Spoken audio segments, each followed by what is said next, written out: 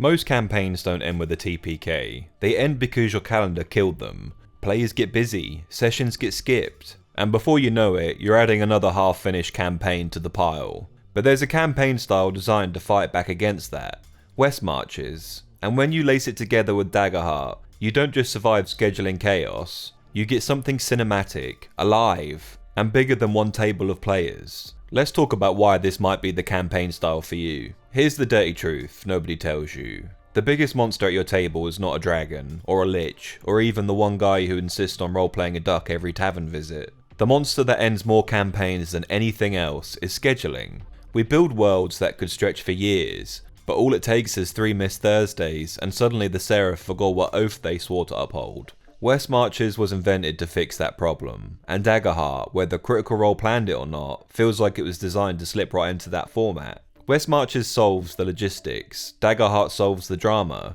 Put them together and you've got a campaign where the world keeps breathing even when half the players can't make it, and where the dice still spin like an action movie when they can. So here's the plan. Let's look at what West Marches fixes, why it matters, and then I'll show you how Daggerheart's mechanics make it not just practical, but legendary. And at the end, let's talk about one campaign frame in particular, 5 Banners Burning, and how it fits perfectly with West Marches' style. What West Marches fixes. West Marches didn't pop out of nowhere. It was created because campaigns kept falling apart, for several reasons such as scheduling nightmares. The classic problem, you've got 5 players, you schedule every week, and then one can't make it, then 2, and then suddenly you're debating whether to cancel, run without them, or pretend their character hasn't been stood in the corner for 3 sessions. No one of these options feels good. West Marches breaks the lock. You don't have a fixed party. You have a big pool of players, each week. Whoever's available forms an expedition. They choose the destination, they go out, they come back. No one's player's absence can freeze the story. The world just keeps turning. Passive players, we've all seen it. Players waiting for the GM to hand them a quest like they're waiting for a waiter to bring them a menu. West Marches doesn't allow it. There's no main quest, no pre-baked story spoon-fed by the GM. There's just a world, a map, rumours, and the players decide where to go. If they don't act, nothing happens. Suddenly they're the ones driving the car. GM's burning out. In a normal campaign, you're building an epic plot. Villain arcs, reveals, betrayals, foreshadowing, it's heavy. And then the players decide to spend 4 sessions building a tavern instead. All your prep goes out the window.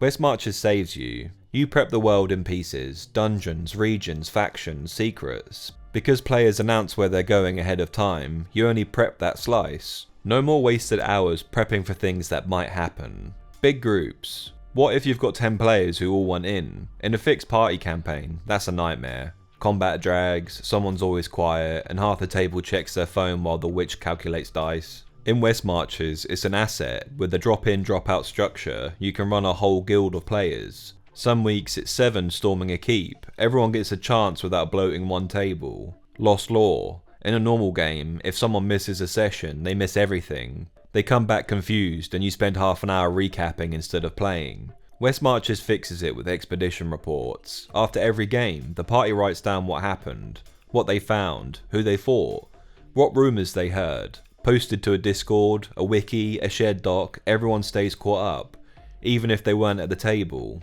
That's the genius of West Marches. It doesn't just change scheduling, it rewires how the whole table thinks about story. Players drive it, the world breathes, the GM doesn't die prepping.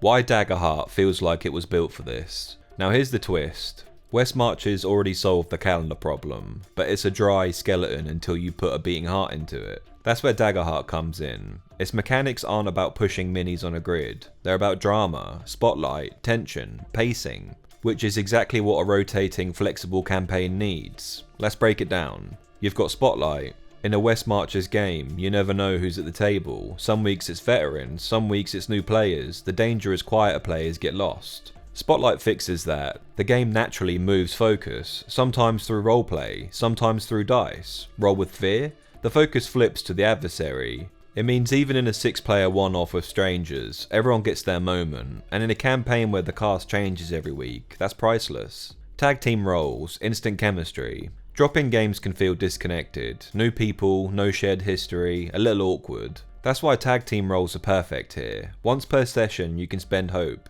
to combine your action with another player. Both roll, you pick the best result, and if it hits, you combine damage or effects like you rehearsed it. Two strangers who never played together suddenly have a highlight reel moment. That's how you build connection in a campaign where the party is always shifting. Stress. West Marches means players come and go. You need consequences that don't just vanish just because the player is not there next week. That's what stress is for. Every time a player pushes themselves too far, physically, mentally, emotionally, they mark stress. Feel the track and you become vulnerable. Push past it and you bleed into hit points. Here's the key. Stress clears during downtime. In a West Marches campaign, downtime isn't guaranteed every single session. Sometimes your sheriff doesn't get to guide the party through recovery because the expedition ended in chaos. So stress can spill over into the next week. The cost carries forward until the party rests. That's the kind of consequences West Marches needs. Hope and fear. West Marches can feel fragmented. Different players each week, different parties, disconnected arcs. Hope and fear glue it together. Every role feeds into one of those currencies. Hope fuels the party. Fear fuels the GM. It's a visible economy of tension. Even if the players change, the tone of the world carries forward. Last week ended in hope. This week the fear pool is high. And storms are rolling in. The heartbeat of the campaign is there, session after session. And finally, countdowns. In West Marches, the world can't wait for the players. Factions plot. Wars creep closer. Dungeons fester. Countdowns are how you track it. Short ones for collapsing bridges, medium ones for battles or negotiations, long ones for political plots. Tick them forward as weeks pass, or when the party rests. The genius? Even if no one explores a region for a month, its countdown is still advancing, the world keeps turning, and when they get back, things have changed. This is the single biggest reason Daggerheart feels like it was made for West Marches. The system literally gives you clocks to make your sandbox world breathe.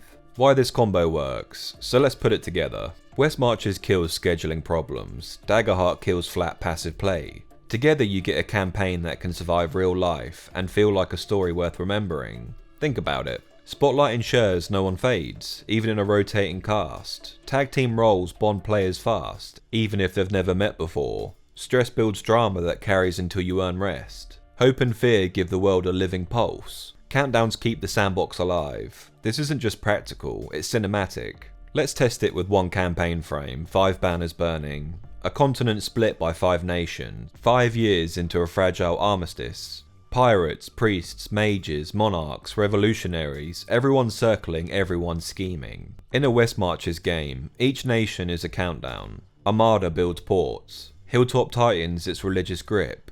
Gestian plots revenge. Polaris pushes magical industry. Voldean clings to pride. Every week you tick their clocks. One expedition might sabotage Polaris's servitor project. Another might protect Armadan fleet from Voldean scouts. A third might vanish into the wild mountains and come back with rumours that shift alliances. The war clock inches forwards no matter what.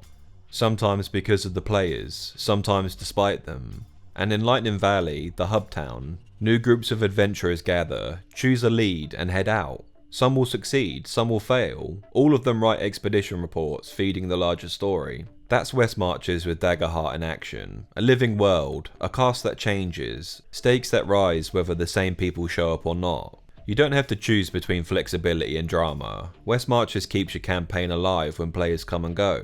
Daggerheart makes it cinematic, tense, and character driven no matter who shows up. So together they don't just make a good campaign, they make a campaign that refuses to die. Most campaigns don't get to end with a bang, but with a whimper. Another message in the group chat, sorry guys, can't make it this week. But West Marches doesn't break under that. It thrives on it, and Daggerheart takes the structure and makes it sing. Every role, every choice, every stress point, every spotlight shift pushing the story forward. If you've been chasing a campaign that feels legendary and can actually survive real life, this is it. Let me know in the comments if you want me to do a full video turning 5 banners burning into a West Marches campaign. Stay spicy, adventurers.